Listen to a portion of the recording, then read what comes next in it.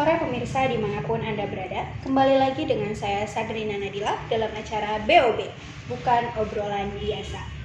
Senang sekali rasanya dapat bersama Anda di beberapa waktu ke depan, tentunya dengan tema yang menarik dan narasumber yang berkompeten di bidangnya.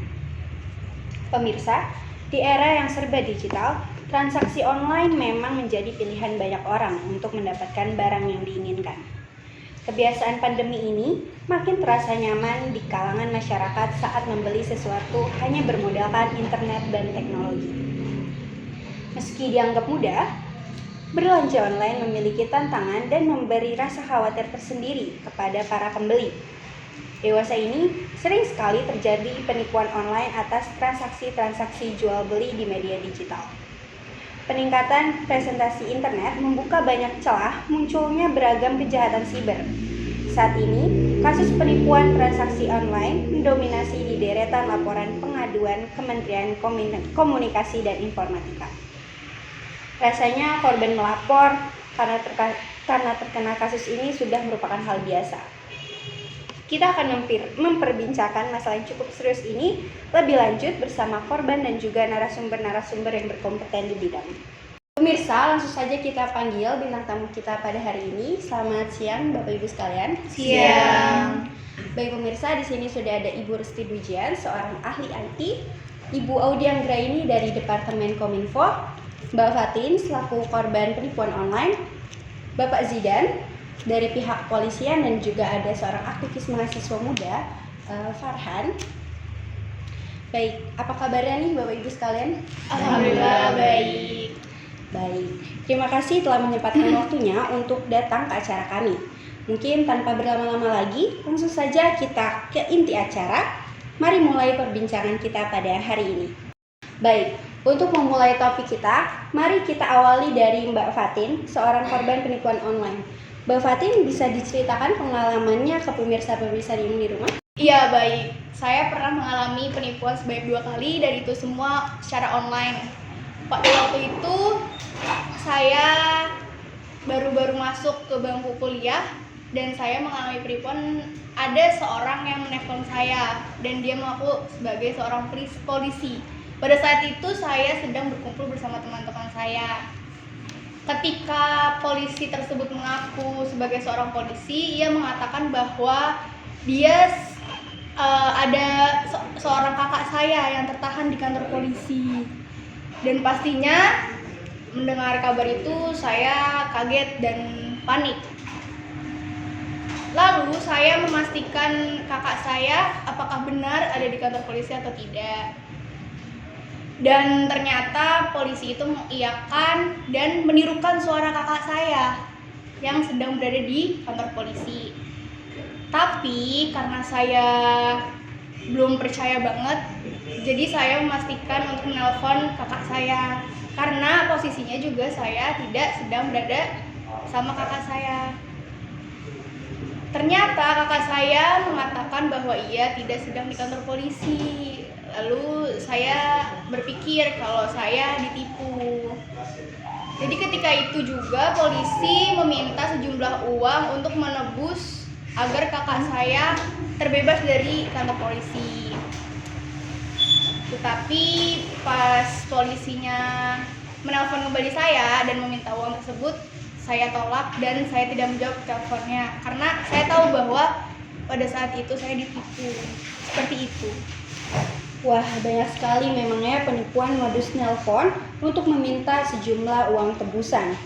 Oh iya, kan Mbak Fatin bilang kalau lagi kumpul bersama teman-temannya waktu itu. Iya, benar. Nah, pada saat itu gimana sih reaksi teman-teman ketika Mbak Fatin mendapat telepon dari polisi gadungan itu?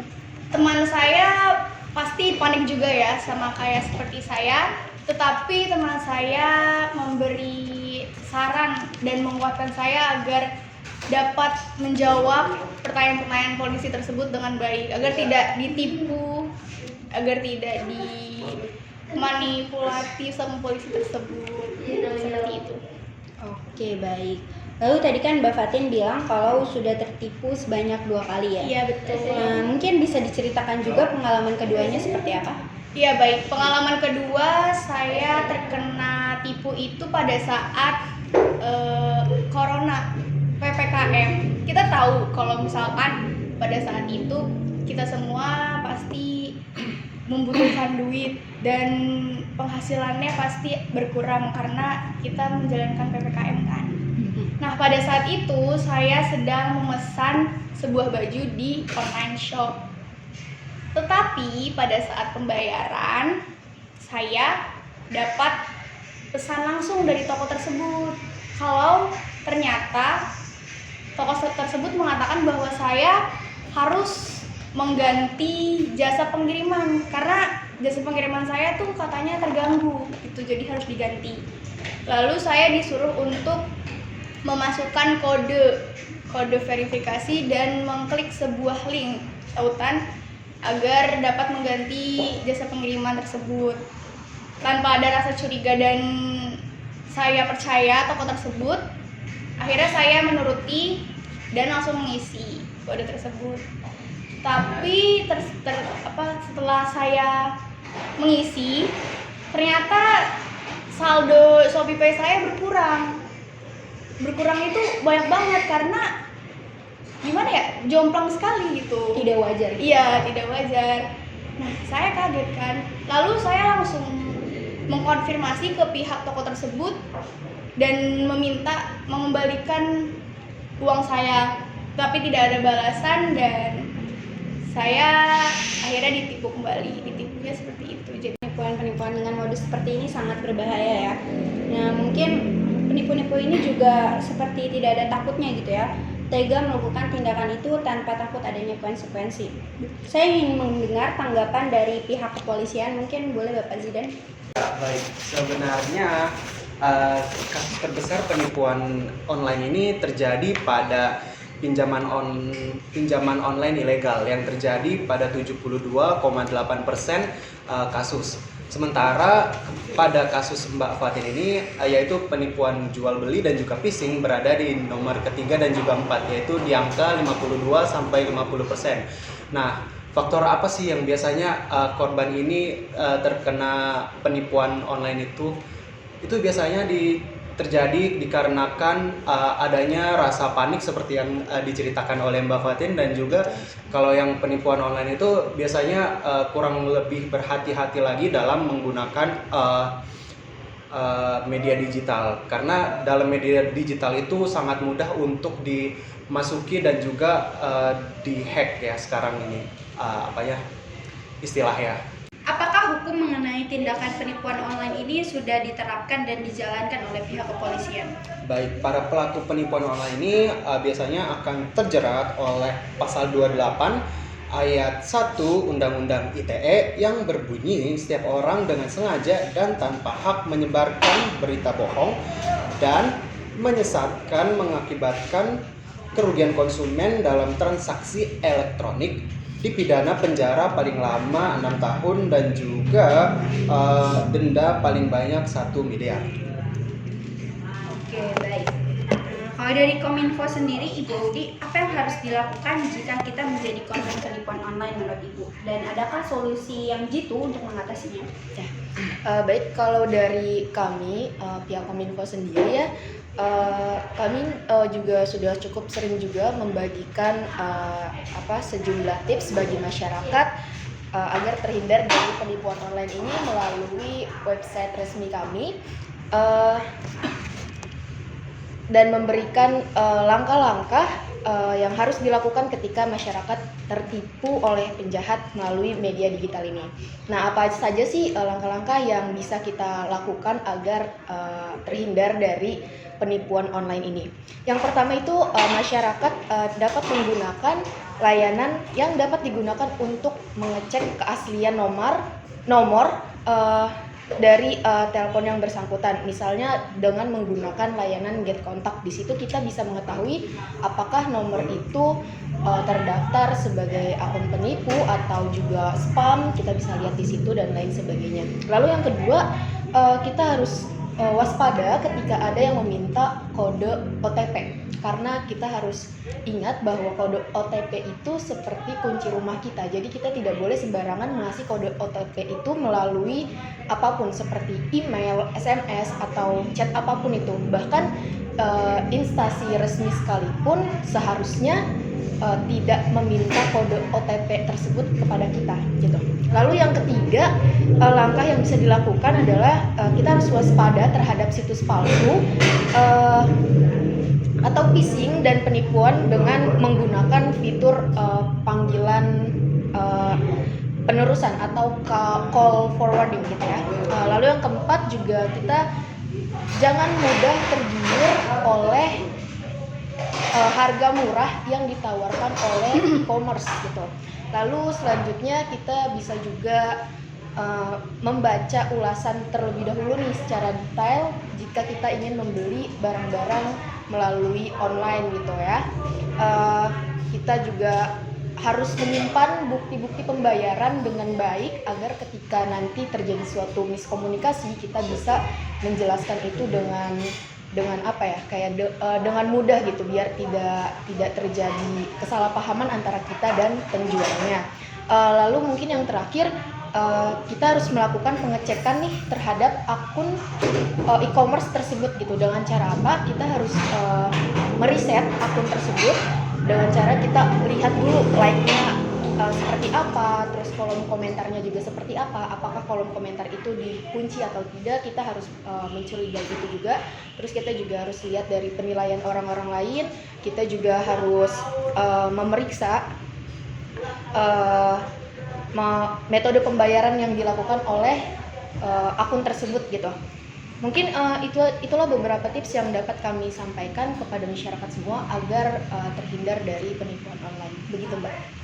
Baik, tips-tips dari Ibu Audi sangat bermanfaat untuk kita. Nah, mungkin selanjutnya dari Ibu Restu selaku ahli bidang IT, dari bidang IT sendiri itu bagaimana tanggapan Ibu melihat sisi-sisi dari penipuan online tersebut seperti pengalaman Mbak Fatin? Ya, jadi seperti yang tadi dijelaskan oleh Bapak Zidan, bahwa penipuan yang banyak sekali itu adalah penipuan pinjaman online dan juga penipuan belanja online ya.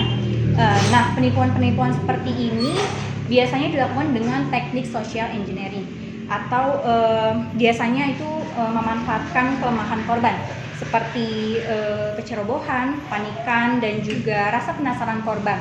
Tak hanya menggunakan teknik social engineering, pelaku di sini juga menggunakan teknik persuasi, biasa seperti berpura-pura menjadi bisnis yang sah, menampilkan kode area tertentu sebagai kesan yang tak asing. Nah, dalam menjalankan aksinya lewat link tersebut, pelaku membuat kata-kata semenarik mungkin dan juga membuat situs mirip mungkin dengan situs yang aslinya. Nah, disinilah para korban tergiur ingin mencoba web tersebut. Nah, dalam link itu juga terdapat virus yang digunakan untuk spyware atau perusak data. Nah, virus sekarang ini lebih banyak mengambil keuntungan daripada merusak sistem perangkat. Nah, aplikasi yang mematai-matai ini disebut backdoor, di mana setiap aktivitas yang dilakukan oleh korban itu tercatat pada aplikasi tersebut, sehingga para pelaku dapat dengan mudah mengambil data-data korban tersebut seperti ini. Baik, mungkin selanjutnya dari Mas Farhan. Tadi kan kita sudah membahas mengenai penipuan online. Dari sisi mahasiswa sendiri, menurut Anda apakah literasi digital itu penting untuk menangani kasus ini? Dan apa sih manfaat dari literasi digital tersebut? Dan sebagai aktivis mahasiswa tentunya menurut Anda seberapa penting literasi digital bagi seluruh masyarakat Indonesia? Baik, terima kasih Mbak Sabrina. Jadi betul apa yang dikatakan oleh beberapa pihak dari Kominfo, polisi maupun ahli IT tadi ya, bahwa memang literasi digital ini sangat penting dilakukan di zaman sekarang, apalagi sekarang zamannya teknologi dan teknologi sekarang juga makin canggih. Secara sederhana yang kita ketahui kalau literasi itu dapat bermakna sebagai kemampuan seorang manusia dalam membaca ataupun menulis.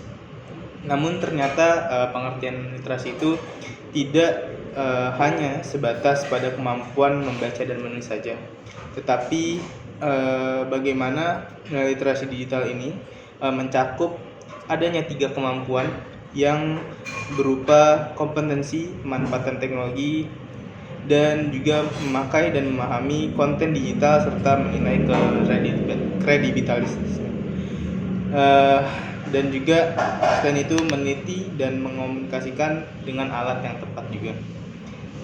Dengan ini disimpulkan bahwa literasi digital itu merupakan upaya yang diperlukan individu pada era yang canggih ini untuk menyaring informasi secara akurat, dan juga upaya lain untuk mendukung literasi digital ini adalah penggunaan aplikasi yang tepat dan pemahaman secara mendalam mengenai informasi yang disajikan. Dan juga mengingat dampak mengenai penyebaran hoax ataupun kekerasan dalam dunia digital ini, masyarakat perlu memperhatikan mengenai atau mempelajari mengenai literasi digital ini, karena literasi digital ini sangat penting dan merupakan kunci untuk mencegah kasus penipuan di media digital saat ini. Dan juga masyarakat perlu untuk menjadi seorang yang kritis dalam menilai suatu informasi agar dapat berimbang dan memberi feedback yang baik, serta memverifikasi keberadaan suatu berita sebelum membagikannya dan juga melaporkan konten-konten atau informasi-informasi yang berupa negatif seperti itu. Saya sangat setuju ya dengan pernyataan dari Mas Farhan. Mungkin kita akan kembali sesaat lagi, tetap di BOB.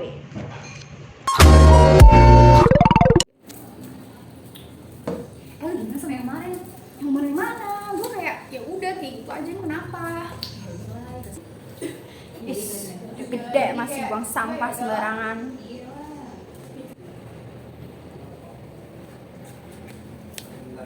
Buang sampah sembarangan? Jangan.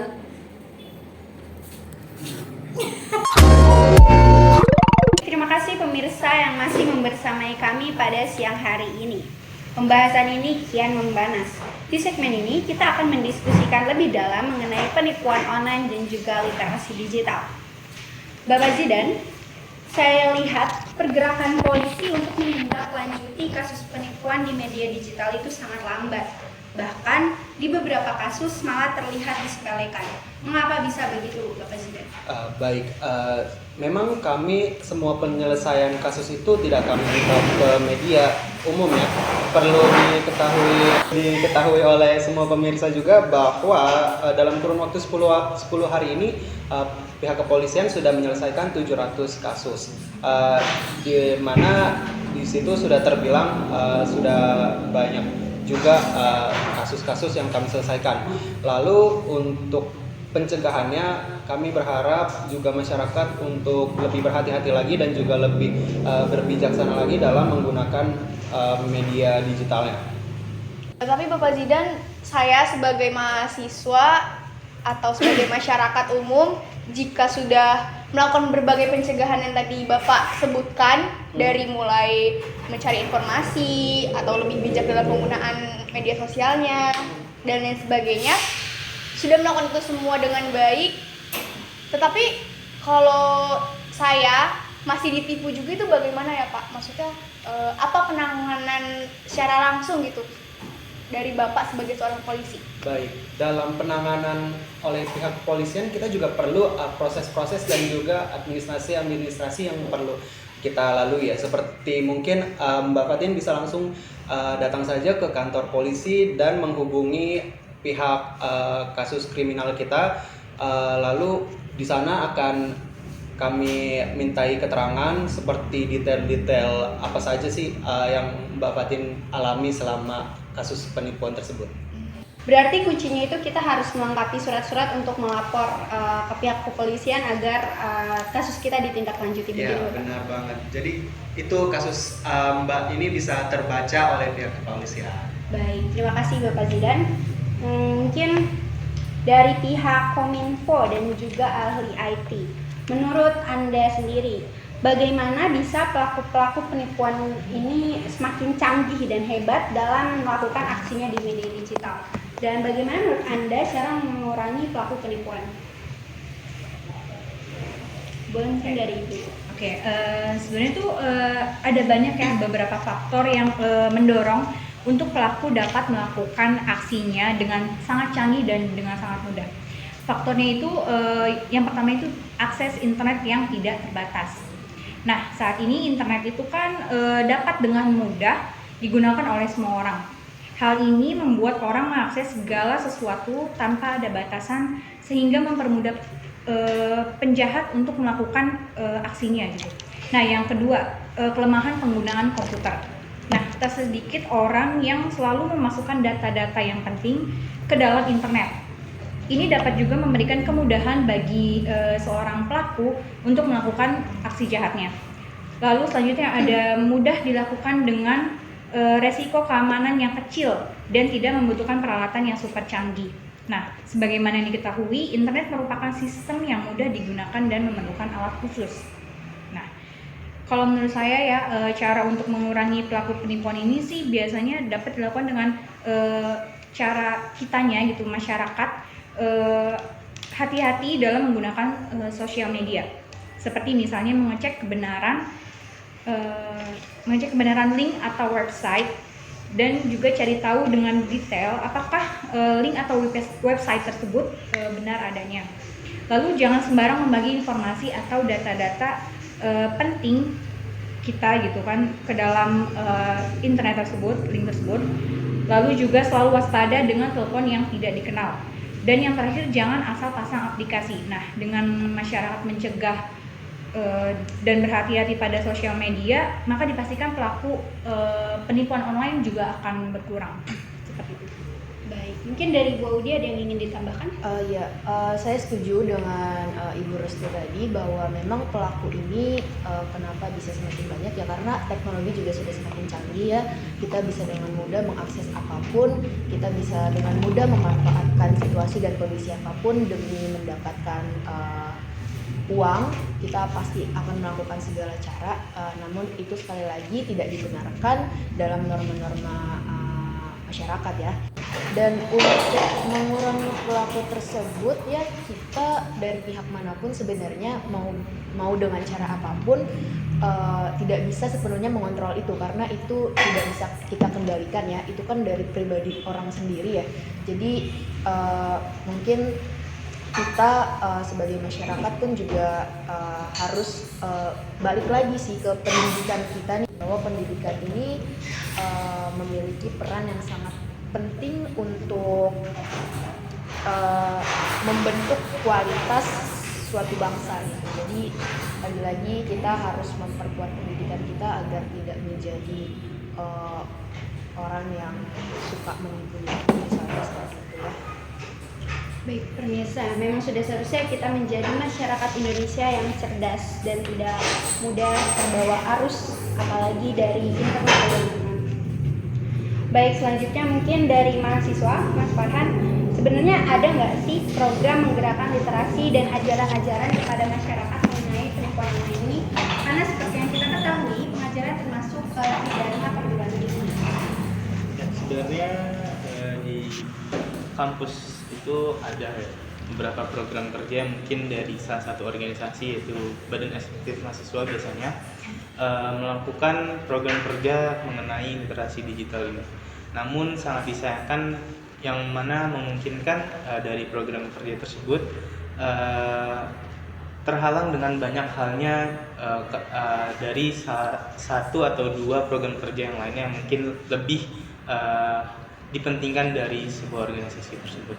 Nah, namun dengan berkaitan dengan program kerja, pastinya dari organisasi Badan Eksekutif Mahasiswa itu tersebut ingin sekali menggerakkan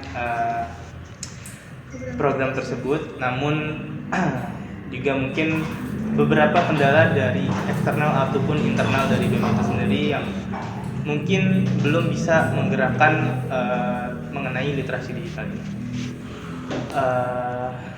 juga pentingnya mungkin dukungan ataupun sarana prasarana yang disediakan oleh pihak atasan ataupun dari pendukung di dosen ataupun wakil rektor ataupun juga dekan gitu dari fakultas untuk sama-sama menggerakkan literasi digital ini dan juga memungkinkan agar literasi digital ini bisa bergerak bersamaan gitu dengan harapan dari kebanyakan mahasiswa.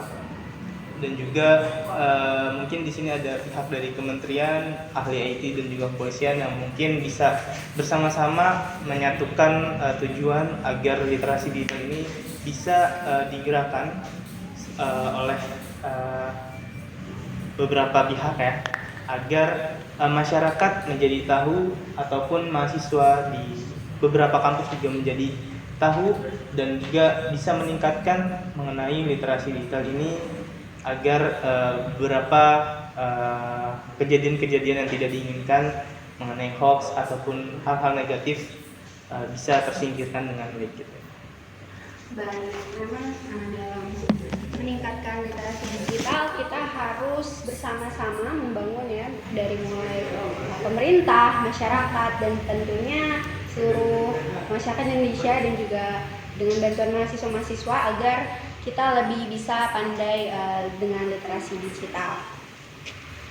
Selanjutnya kita akan kembali sesaat lagi, tetap di BOB. Pengiriman cepat, Gratis ongkir, pengiriman cepat, gratis ongkir, cepat dan praktis, hanya di Lazodo. Tak terasa kita sudah berada di segmen terakhir. Sebelum menutup perjumpaan kita hari ini, mungkin dari masing-masing narasumber bisa memberikan closing statement-nya. Mungkin dimulai dari Ibu Restu, silakan. Ya, baik. Penipuan online masih sering terjadi. Tetap waspada dalam menggunakan sosial media. Dan jangan berikan informasi atau data penting Anda pada website atau link yang tidak jelas keberadaannya. Itu saja mungkin saya. Baik, mungkin dari Ibu Odi. Ya, kita semua dari berbagai pihak harus bisa saling bekerja sama untuk meminimalisir penipuan online ini ya. Dari pihak pemerintah dan masyarakat kita harus saling bekerja sama. Tentunya kami dari pihak Kominfo pun juga pasti akan sering memberikan tips-tips untuk mengatasi penipuan-penipuan yang terjadi di dunia online ini. Selanjutnya mungkin dari Mbak Fatin, ada yang ditambahkan? Ya, bagi saya sih untuk masyarakat Indonesia khususnya mahasiswa yang suka berbelanja online itu mungkin lebih pintar-pintar lagi untuk memilih mana yang baik dan mana yang buruk. Dan apalagi kita sering banget belanja online kan, jadi harus pintar-pintar lah dalam memilih dan mencari informasi tersebut. Selanjutnya Pak Zidan, silakan. Baik, dari saya sih untuk masyarakat untuk bisa lebih bijak lagi dan juga lebih berhati-hati lagi dalam menggunakan media digital, karena semua hal bisa terjadi di media digital ini. Kita tidak tahu apa yang orang lain pikirkan dan juga orang lain akan perbuat kepada kita di dalam media digital. Jadi jika sudah terkena kasusnya, kalian bisa kepada masyarakat bisa melapor kepada polisi dan kami akan menyelesaikan atau berusaha setidaknya akan mengurangi kasus penipuan online. Baik, mungkin dari Mas Farhan. Closing statement dari saya adalah berupa harapan yang mungkin sekarang adalah zamannya kolaborasi, yang mana kolaborasi sangat dipentingkan untuk sama-sama kita membangun hal-hal yang kita inginkan menjadi lebih baik, dan juga dari literasi digital ini yang memungkinkan dari kolaborasi itu kita mengadakan sebuah penyuluhan ataupun asosiasi bersama agar literasi digital ini dapat ditingkatkan dan diketahui banyak masyarakat dan dipentingkan lagi ya untuk literasi digital ini sama-sama dipelajari gitu lebih mendalam. Baik. Terima kasih semuanya. Perbincangan dan obrolan kita hari ini sangat penuh pembelajaran ya pemirsa. Saya harap nantinya seluruh masyarakat Indonesia dapat lebih aware untuk melihat ciri-ciri penipuan. Dan saya harap pula pemerintah dapat memberikan sanksi tegas kepada para pelaku agar mengurangi tindak kejahatan di Indonesia. Publik harus memiliki kesadaran menjadikan etika digital sebagai panduan menggunakan media digital. Maka dari itu, cegah penipuan online dengan meningkatkan kemampuan literasi digital. Siapapun harus saling mengingatkan, peduli, dan mengedukasi supaya maraknya penipuan online di Indonesia dapat hilang. Sayang sekali pemirsa, waktu kami menemani pemirsa telah habis. Tak lupa kami mengucapkan terima kasih kepada Bu Audi, Bu Restu, Mbak Fatin, Pak Zidan, dan juga Mas Farhan atas waktunya. Saya Sadrina Nadila beserta kru dan kerabat kerja yang bertugas pamit undur diri. Terima kasih, sampai jumpa.